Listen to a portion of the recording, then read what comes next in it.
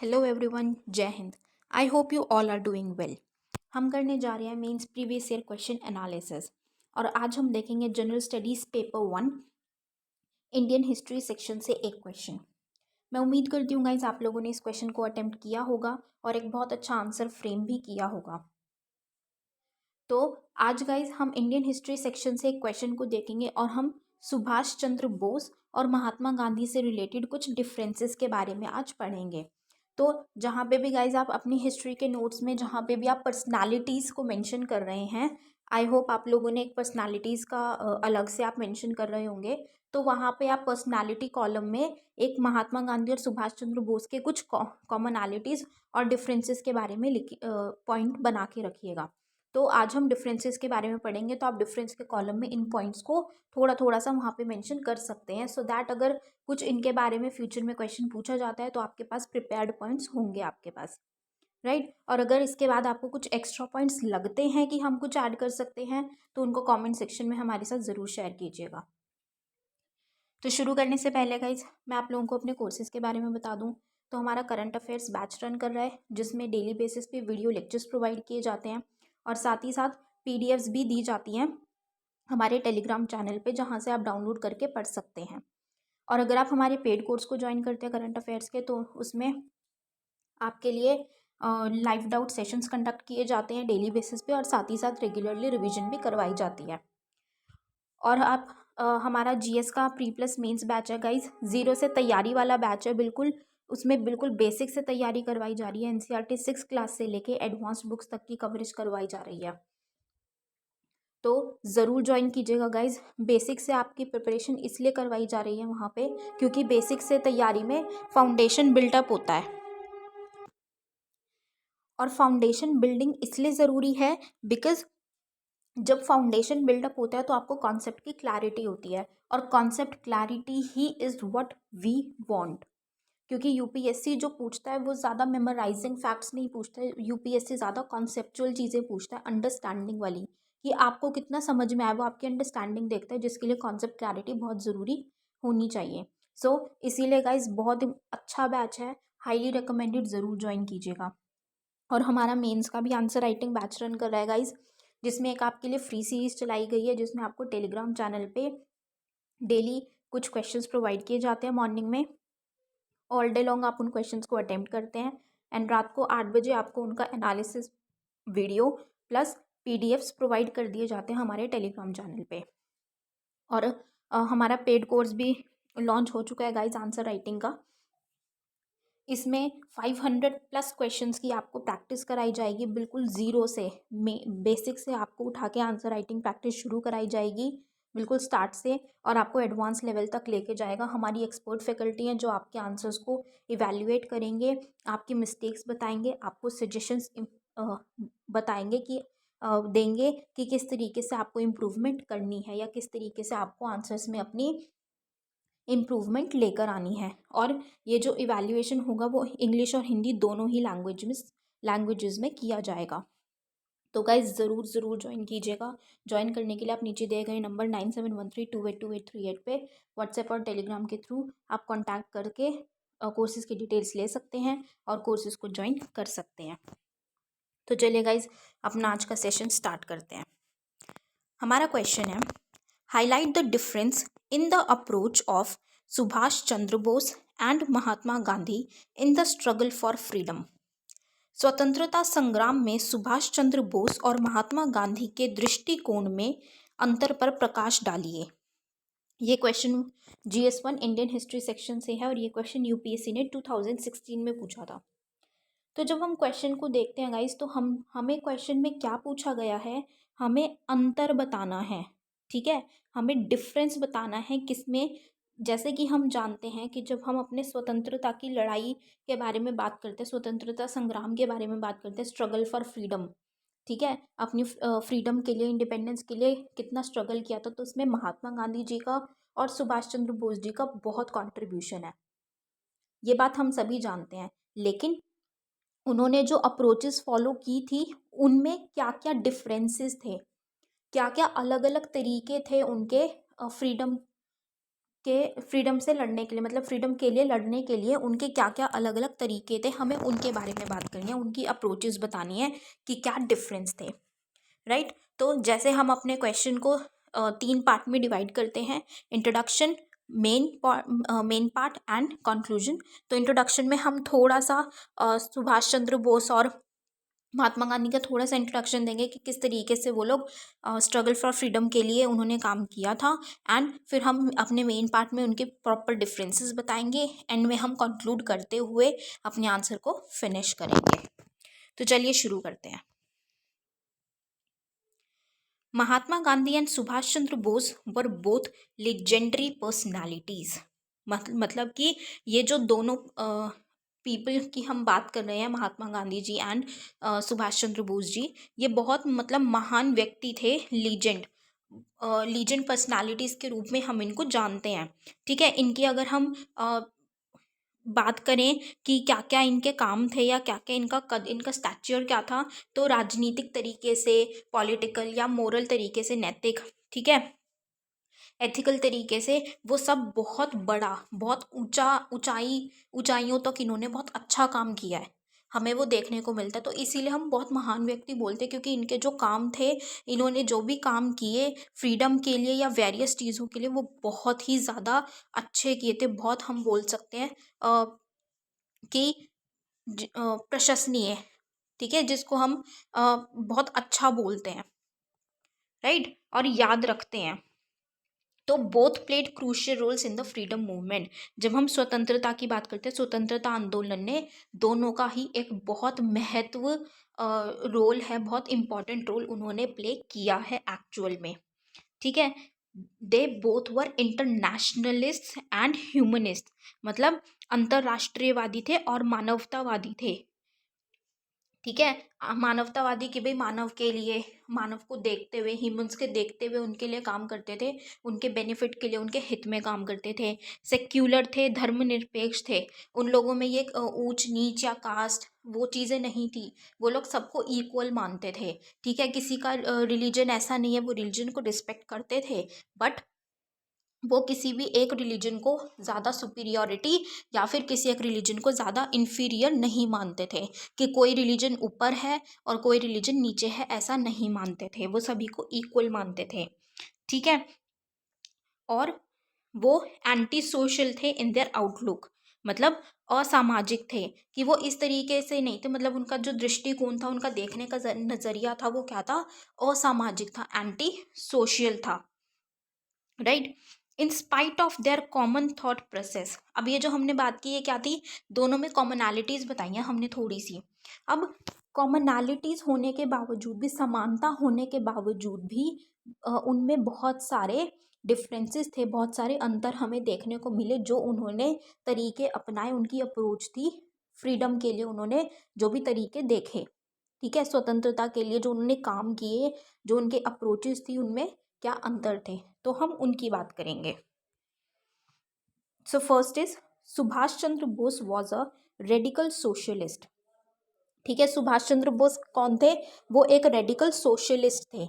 Radical socialist मतलब जो कि मतलब कट्टरपंथी समाजवादी थे, जो कि बहुत स्ट्रांगली इस फेज पे थे, स्ट्रांगली इस ओपिनियन था उनका, कि उनको जो अभी एग्जिस्टिंग हमारी आर्थिक और सामाजिक व्यवस्था है, आर्थिक और सामाजिक जो गतिविधियां हैं, स्थिति है हमारी, मतलब सोशो इकोनॉमिक जो अभी की फ़िलहाल की सिचुएशन है, उसमें चेंज लेके आना है, उसमें बदलाव लेके आना है, ऐसा उनका बहुत स्ट्रॉन्ग ओपिनियन था, ठीक है। बहुत स्ट्रांगली वो इस चीज़ पे बिलीव करते थे कि हमें चेंज लेके आना है, लोगों की जो वेलबींग है, लोगों का जो लाइफ है, लाइवलीहुड है, लोगों का पर्सपेक्टिव है, सब में हमें सोसाइटी में अपनी में चेंज लेके आना है, हर तरीके से, सामाजिक रूप से भी और आर्थिक रूप से भी। बट अगर हम दूसरी ओर गांधी जी की बात करते हैं, तो गांधी जी कंजर्वेटिव थे। अब कंजर्वेटिव का मतलब ये नहीं है कि वो पीछे रहते थे, कंजर्वेटिव का मतलब ये नहीं है कि वो थोड़ा सा हिचकते थे आगे जाने में या चेंज के लिए हिचकते थे। उनका कंजर्वेटिव का यहाँ पे मीनिंग ये है कि गांधी जी की आइडियोलॉजी क्या थी या गांधी जी क्या क्या ओपिनियन था, वो ये बोलते थे कि हमें जो अपनी सोसाइटी में चेंज नहीं लेके आना है, जैसे कि सुभाष चंद्र बोस जी ने बात की थी कि हमें सामाजिक रूप से, आर्थिक रूप से बदलाव लेके आना है। उन्होंने कहा बदलाव नहीं लेके आना है, बल्कि जो हमारी ट्रेडिशनल वैल्यूज थी, ट्रेडिशनल प्रैक्टिसेस थी, मतलब जो पुराने टाइम से हमारी चाहे सामाजिक रूप से है या फिर हम आर्थिक रूप से बोलें, तो जो हमारी ट्रेडिशनल टाइम पे, पुराने टाइम से चलती आ रही थी, जो भी नीतियाँ, जो भी वैल्यूज चलती आ रही थी, हमें उनको वापस से रिस्टोर करना है, उन पे वापस जाना है। हमें जो वेस्टर्नाइजेशन जैसे हो रही थी हर जगह पे, ठीक है, ब्रिटिशर्स थे वो बहुत वेस्टर्नाइज थे, तो हमें वेस्टर्नाइजेशन की तरफ नहीं जाना है, या हमें उस तरफ बेटरमेंट के लिए नहीं चेंज करना है, क्योंकि जो सबसे बेस्ट होगा, सबसे अच्छा होगा, वो क्या था, गांधी जी के हिसाब से सबसे अच्छा हमारी कंट्री के लिए, इंडिया के लिए क्या था, भारत के लिए, कि जो पुराना एंशियंट टाइम से हम देखते हुए आ रहे थे, हमारी इकोनॉमी चल रही थी, हमारी सोसाइटी चल रही थी जिस तरीके से, वो उन वैल्यूज़ को, उन प्रोसेसेस को वापस से रिस्टोर करना चाहते थे। तो इसीलिए एक डिफ्रेंशिएटिंग तौर पे उनको बोला गया है कि ही वॉज अ कंजर्वेटिव, कि वो चेंज नहीं लाना चाहते थे, वो क्या करना चाहते थे, रिस्टोर करना चाहते थे ट्रेडिशनल वैल्यूज को, right. Next point is the young members of INC, मतलब Indian National Congress, including Bose, demanded complete self rule without any compromise. ठीक है, तो बहुत सारे जो यंग मेंबर्स थे इंडियन नेशनल कांग्रेस के हमारे, वो क्या चाहते थे, उनमें बोस भी इंक्लूडेड थे, सुभाष चंद्र बोस जी भी उसमें इंक्लूडेड थे। उन्होंने क्या कहा था कि पूरा का पूरा सेल्फ रूल चाहिए, मतलब कि जो भारत है, भारतीय नागरिक हैं, इंडियन सिटीजन्स हैं, वो अपने आप को खुद से चलाएंगे, खुद रूल करेंगे। क्या था उस टाइम पे, ब्रिटिशर्स रूल कर रहे थे, तो वो क्या चाह रहे थे, उनकी डिमांड क्या थी बेसिकली, कि ब्रिटिश के रूल को एंड करके अपना रूल लेके आना है, स्वराज लेके आना है। ठीक है, वो स्वराज की मांग कर रहे थे, complete independence, complete self rule होना चाहिए। लेकिन दूसरी ही तरफ, while the senior members were okay with dominion status for India within British rule, वहीं दूसरी तरफ जब हम जो सीनियर मेंबर्स थे, ठीक है, वरिष्ठ सदस्य थे, उनमें महात्मा गांधी जी भी हैं, जो वरिष्ठ सदस्य थे, वो क्या बोलते थे कि कंप्लीट सेल्फ रूल की ज़रूरत नहीं है। ठीक है, हम जो डोमिनियन स्टेटस है, कि हमें अपने फैसले लेने का हक है, हमसे हमारे फैसलों के लिए पूछा जाएगा, हमारे लिए कोई भी प्लानिंग की जाएगी, पॉलिसी ली जाएगी, तो उसमें हमारा स्टेक होगा, उसमें हम लोग की हम लोग बात करेंगे, हम लोग अपना पक्ष रखेंगे, हम लोगों का क्या बोलते हैं कि पूछा जाएगा, पक्ष रखवाया जाएगा। तो हमें वो डोमिनियन स्टेटस चाहिए। ब्रिटिश रूल है, कोई बात नहीं, ब्रिटिश रूल रहने दो, डजेंट मैटर, लेकिन ब्रिटिश रूल के अंदर ही हमें अपने डिसीजंस लेने का हक मिलना चाहिए। तो वो डोमिनियन स्टेटस की मांग कर रहे थे। वहीं दूसरी ओर जो सुभाष चंद्र बोस हैं, जो यंग मेंबर्स थे इंक्लूडिंग बोस, वो क्या कर रहे थे, वो कंप्लीट सेल्फ रूल की बात कर रहे थे, कि ब्रिटिशर्स को बिल्कुल हटाना है, यहाँ से भगाना है ब्रिटिशर्स को, और कंप्लीट सेल्फ रूल लेकर आना है। कि जो वो मानते थे कि जो भारत के लोग हैं, वो इतने सक्षम हैं, हम लोग इतने कैपेबल हैं कि हम अपने डिसीजंस खुद ले सकते हैं, हम अपने आप को खुद से रूल कर सकते हैं, हम खुद से अपने आप को चला सकते हैं, प्रॉस्पर कर सकते हैं, right. Moving on to the next point, Bose had a strong revolutionary urge to achieve freedom। कि जो सुभाष चंद्र बोस थे, उनकी क्या अप्रोच थी, जब वो फ्रीडम के बारे में बात करते थे, उनको स्वतंत्रता लेने के लिए बात करते थे, तो उस टाइम पे वो तीव्र क्रांतिकारी की इच्छा थी उनकी, मतलब वो बहुत स्ट्रॉन्ग रेवोल्यूशनरी थे, स्ट्रॉन्ग रेवोल्यूशनरी अर्ज रखते थे कि भाई अ, चाहे लड़ाई करनी है, लड़ना है, वी हैव टू फाइट, हम उनसे लड़ेंगे, मरेंगे, सब करेंगे, लेकिन हमें स्वतंत्रता चाहिए। ठीक है, हमें स्वतंत्रता चाहिए, हम उनसे लड़ेंगे। But on the other hand जब हम गांधी जी की बात करते हैं, तो गांधी जी किस अप्रोच पे बिलीव करते थे, पैसिव रेजिस्टेंस पे। ठीक है, निष्क्रिय प्रतिरोध। पैसिव रेजिस्टेंस क्या है, कि शांतिपूर्वक तरीके से करो, हमें फ्रीडम चाहिए, हमें स्वतंत्रता चाहिए, लेकिन हम उसकी मांग शांतिपूर्वक तरीके से करेंगे। जैसे फॉर एग्जाम्पल डांडी मार्च, 1930 में डांडी मार्च स्टार्ट की थी गांधी जी ने। क्या उसमें उनका क्या मोटिव था? उन्होंने वहाँ पे कि हमें कुछ लड़ाई नहीं करनी है, हमें कुछ अपशब्द नहीं कहने हैं किसी को, ना ही हमें किसी को चोट पहुँचानी है, किसी को हानि करनी है। ठीक है, हम सिर्फ क्या करेंगे, उन्होंने तालाब किनारे जाके उन्होंने क्या किया, सॉल्ट लेना शुरू किया, सॉल्ट बनाना शुरू कर दिया, वहाँ से उठाना शुरू कर दिया। तो क्या था, वो काम कर रहे हैं, वो ब्रिटिशर्स के जो रूल्स हैं उनको तोड़ रहे हैं, वो ब्रिटिशर्स के रूल को तोड़ रहे हैं, लेकिन बिना कोई हंगामा किए, बिना कोई लड़ाई किए, बिना कोई मार कुटाई किए वो काम कर रहे हैं। लेकिन सुभाष चंद्र बोस जी क्या कहते थे, उनकी क्या आइडियोलॉजी थी कि हमें लड़ना है, हमें लड़ना पड़ेगा ब्रिटिशर से, हमें अपनी फ्रीडम के लिए, अगर हमें स्वतंत्रता चाहिए तो हम चुपचाप या शांतिपूर्वक तरीके से ये काम नहीं हो सकता, उसके लिए हमें लड़ना तो पड़ेगा ही, लड़ाई हमें करनी ही पड़ेगी। तो इस तरीके से वो दोनों इस पॉइंट पे एक डिफरेंस उनमें देखने को मिलता है हमें। Next point is Bose proposed the idea of complete independence from the British rule. He wanted Swaraj based on all out struggle. वही पॉइंट है, हमने क्या बात की थी कि जैसे जो इंडियन नेशनल कांग्रेस के जो यंग मेंबर्स थे, जिसमें बोस भी इंक्लूडेड थे, सुभाष चंद्र बोस जी भी इंक्लूडेड थे, उन्होंने क्या मांग की थी कि हमें कंप्लीट सेल्फ रूल चाहिए, स्वराज चाहिए। तो वो स्वराज की मांग करते थे, कंप्लीट इंडिपेंडेंस, पूरी की पूरी स्वतंत्रता की मांग करते थे कि हम लोग इतने सक्षम हैं कि हम अपने अपने आप को चला सकें, हम अपने अपने डिसीजंस ले सकें, हम अपने आप को रूल कर सकें, हमें किसी और पर्सन की या हमें किसी और अथॉरिटी की ज़रूरत नहीं है अपने आप को रूल करवाने के लिए। हम अपने आप को खुद रूल कर सकते हैं और बहुत बेहतर तरीके से कर सकते हैं।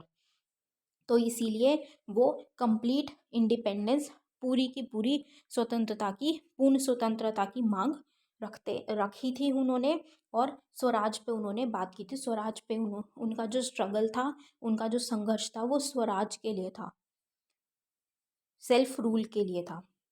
और वहीं दूसरी तरफ अगर हम गांधी जी की बात करें, तो गांधी जी किस कॉन्सेप्ट पे बिलीव करते थे, विश्वास रखते थे, किस अवधारणा पे विश्वास करते थे? Struggle, truth, struggle. अब क्या है ये अवधारणा, क्या कॉन्सेप्ट था उनका?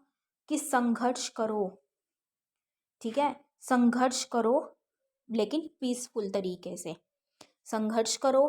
फिर जो हमारे ट्रूस मतलब अग्रीमेंट करना किनसे? जो हमारे दुश्मन हैं या जो हमारे ऑपोजिट खड़े हैं, जो हमारे ओपोनेंट्स हैं, उनसे, उनके साथ वार्तालाप करो, उनसे बातचीत करो, एक अग्रीमेंट पे आना है। ठीक है, तो ट्रूस बेसिकली क्या है कि एक अग्रीमेंट पे आना है, एक बोलते समझौते पे आना है, एक समझौता कर पे लेके आना है कि पीसफुल तरीके से, आरामदारी से, जो हमारे दुश्मन है, एनिमीज़ है, या जो हमारे ऑपोजिट्स हैं, ओपोनेंट्स हैं, उनसे बातचीत करनी है, अपनी बात रखनी है, उनकी सुननी है, और एक प्रॉपर एक कंक्लूजन पे पहुंचना है।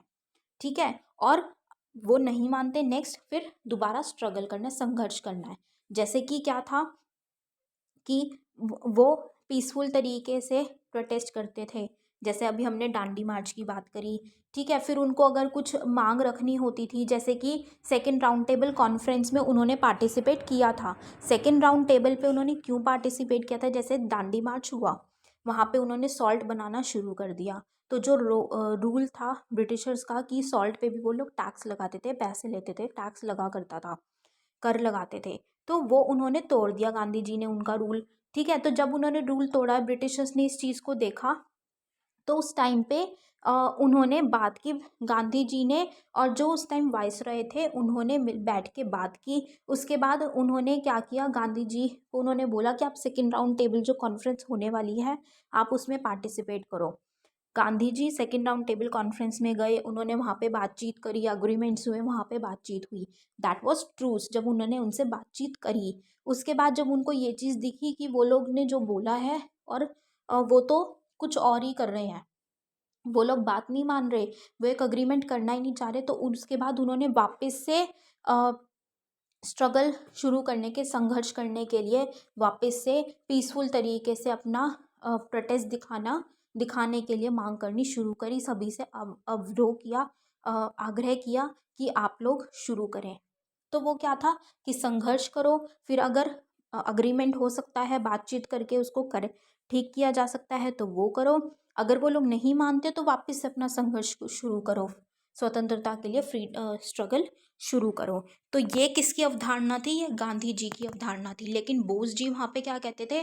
सीधा हमें लड़ना है, हमें संघर्ष करना है, हमें लड़ना है, ताकि हमें कंप्लीट इंडिपेंडेंस, पूरी की पूरी पूर्ण स्वतंत्रता हमें चाहिए, हमें स्वराज लेके आना है, सेल्फ रूल लेके आना है, राइट। और गांधी जी किस फेवर में थे? कि चाहे कोई भी रूल करे, ब्रिटिशर्स रूल करे, कोई दिक्कत नहीं है, लेकिन उनका क्या था, वो ट्रस्टीशिप थ्योरी में रखते थे।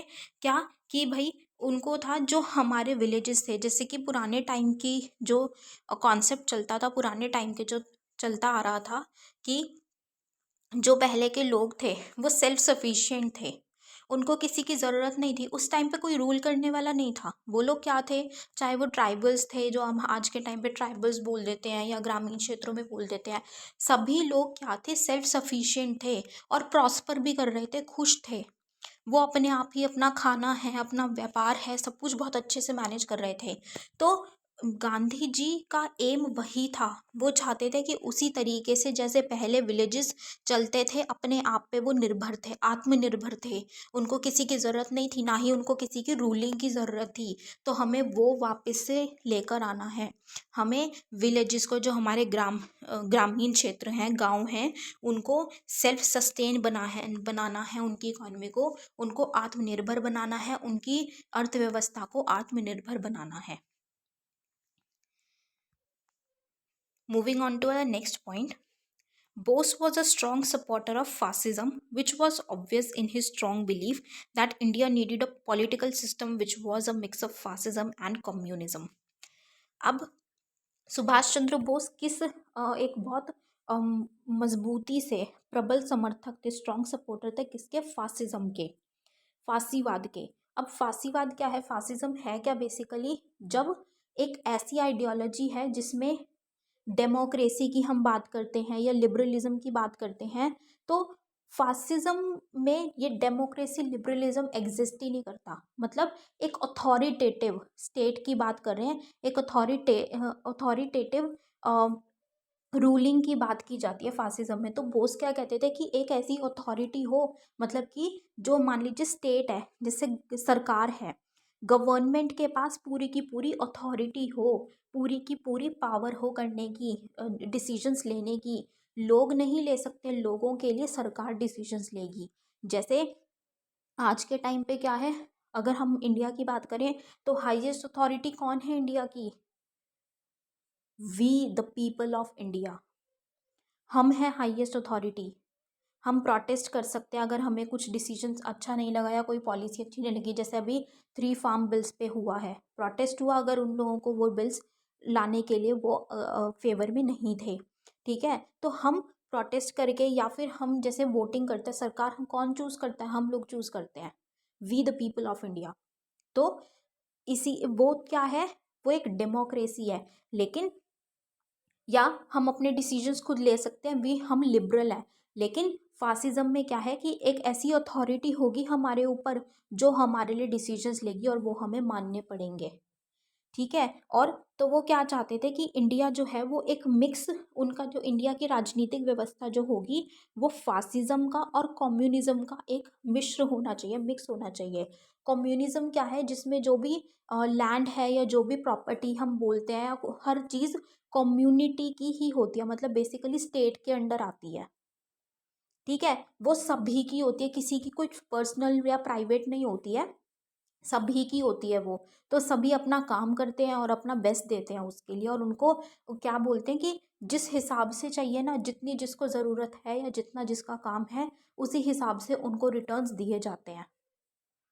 तो वो है कम्युनिस्ट। उसमें भी बेसिकली कौन सुपीरियर पे है? स्टेट सुपीरियर पे, या गवर्नमेंट सुपीरियर पे है वहाँ पे। लेकिन गांधी जी क्या कहते हैं, गांधी जी एंटी फासिस्ट थे, ठीक है, मतलब वो फांसीवाद के विरोधी थे। वो क्या कहते थे कि हमें कोई ऐसी बिल्कुल एक्सट्रीम एक्सट्रीम पॉलिटिकल उस पे सिस्टम पे नहीं जाना है, एक्सट्रीम राजनीतिक व्यवस्था पे हमें नहीं जाना है बिल्कुल। हमें क्या करना है, एक लिबरल तरीके से करना है कि ऐसा कोई ना हो, लोगों को हमें सेल्फ सस्टेन बनाना है। ऐसा नहीं करना है कि कोई उनको बिल्कुल एक पावर की तरह उनको रूल करे इस तरीके से, ठीक है। जैसे कि वो ब्रिटिश रूल में भी क्या कह रहे हैं कि ठीक है रूल चल रहा है तो कोई नहीं, लेकिन हमें डोमिनियन स्टेटस चाहिए कि हम अपने डिसीजंस ले सके, हम अपना काम खुद करेंगे, चाहे ऊपर फिर कोई बैठा हो, डजेंट मैटर। तो वो उस चीज़ की बात कर रहे हैं, ठीक है। Next point is Bose was open to the idea of taking foreign assistance to achieve freedom. अब सुभाष चंद्र बोस क्या था, वो क्या सोचते थे कि हमें हमारा काम क्या है, या हमारा भी मेन मोटिव क्या है कि हमें स्वतंत्रता चाहिए, हमें फ्रीडम अचीव करनी ही है, हमें फ्रीडम की ओर जाना है। तो इसके लिए अगर वो बोलते थे कि हमें अगर बाहर से फॉरेन विदेशी सहायता भी लेनी पड़े, फॉरेन असिस्टेंस लेनी पड़ती है तो कोई बुराई नहीं है, हम लेंगे। उन्होंने फॉरेन असिस्टेंस ली भी थी, लेकिन गांधी जी इस चीज़ के कंप्लीटली बिल्कुल पूरे तरीके से विरोध में थे, वो अगेंस्ट थे। वो बोलते थे कि हमें बाहर विदेशी किसी की सहायता लेने की ज़रूरत नहीं है, हम खुद इतने सक्षम हैं कि हम ये काम कर सकते हैं, हम स्वतंत्रता अपने देश को दिला सकते हैं, ठीक है, हम लोग स्वतंत्र हो सकते हैं, हमें किसी बाहर वाले की ज़रूरत नहीं है, हमें किसी विदेशी सहायता की ज़रूरत नहीं है। So this was also a difference between Bose and Gandhi ji. तो ये गाइस हमने बात की अपने मेन पार्ट की कि क्या क्या डिफरेंसेस हम गांधी जी और बोस जी की हमें अप्रोचेज में, उनके तरीकों में देखने को मिली कि वो किस तरीके से स्वतंत्रता की ओर तैयारी अपनी कर रहे थे, स्वतंत्रता की ओर उनकी वो अपनी क्या सोच रख रहे थे कि हमें कैसे स्वतंत्रता लेनी है, इंडिपेंडेंट कैसे होना है, राइट। नाउ कंक्लूजन की बात करें तो जैसे अभी हमने डिफरेंसेस देखे, ठीक है, उन्होंने एक दूसरे के बारे में कि नहीं ये चीज़ गलत है, हमें ये चीज़ नहीं होनी चाहिए, उन्होंने बोला भी, और वो डिफरेंसेस जानते भी थे कि उनकी सोच में या उनके तरीक़ों में कितना फ़र्क है। लेकिन उसके बावजूद ऐसे भी बहुत ओकेजन्स देखने को मिले हैं जब उन दोनों ने एक दूसरे को प्रेज़ किया है। जैसे कि सुभाष चंद्र बोस ने गांधी जी की गांधी जी को प्रेज़ किया था, गांधी जी की प्रशंसा की थी, किस लिए कि उन्होंने गांधी जी इस चीज़ में सफल रहे कि उन्होंने जो हमारी औरतें थी, विमेन थी, उनको फ्रीडम स्ट्रगल में, स्वतंत्रता आंदोलन में उनको भागीदारी बनाया, उनका पार्टिसिपेशन बढ़ाया, लेकर आए विमेन का। तो उसके लिए सुभाष चंद्र बोस ने गांधी जी की बहुत प्रशंसा की, और गांधी जी ने भी उनके जो मेथड्स थे, मतलब कि बेशक से उनके मेथड्स उनको बहुत एक्सट्रीम लगते थे, डिफरेंसेस थे, लेकिन फिर भी उनका जो एक बहुत अलग तरीके का उनका जो एफर्ट था, ठीक है, जो उनके बहुत अलग तरीके थे, तो उनके लिए उनको बहुत ज़्यादा एडमायर भी किया, उनके लिए उनको बहुत ज़्यादा उनकी प्रशंसा की कि उन्होंने बहुत अच्छा काम किया है, और इंडिया के बाहर रह के भी उन्होंने इंडिया के लिए ही बहुत काम किया है। तो बेशक से उनमें बहुत डिफरेंसेस थे, लेकिन फिर भी वो एक दूसरे के और जो एक दूसरे के ओपिनियंस को बहुत रिस्पेक्ट करते थे, एक दूसरे को एज अ स्ट्रॉन्ग पर्सनालिटी बहुत रिस्पेक्ट करते थे, ठीक है, बहुत आदर बहुत सम्मान दिया करते थे। सो आई होप गाइस आप लोगों को ये एनालिसिस पसंद आया होगा। आप लोगों के अगर कुछ और पॉइंट्स ऐड कर सकते हैं जो हम उनको कमेंट सेक्शन में ज़रूर शेयर कीजिएगा। So with this we end up this session here. End करने से पहले मैं आपको अपने कोर्सेज़ के बारे में बता दूं तो हमारा current affairs course batch run कर रहेगा, जिसमें आपको वीडियो लेक्चर्स प्लस पीडीएफ्स हमारे टेलीग्राम चैनल पे डेली बेसिस पे दी जाती हैं। और अगर आप हमारा पेड कोर्स ज्वाइन करते हैं तो उसमें आप लोगों के लिए लाइव डाउट सेशंस और रिवीजन और रेगुलर बेसिस पे कराई जाती है। हमारा जीएस का pre plus mains batch run कर रहेगा, इस बिल्कुल बेसिक से तैयारी वाला बैच है। उसमें आपको कॉन्सेप्ट क्लैरिटी इतनी अच्छे से हो जाएगी कि आपको एग्जाम निकालने से कोई नहीं रोक सकता।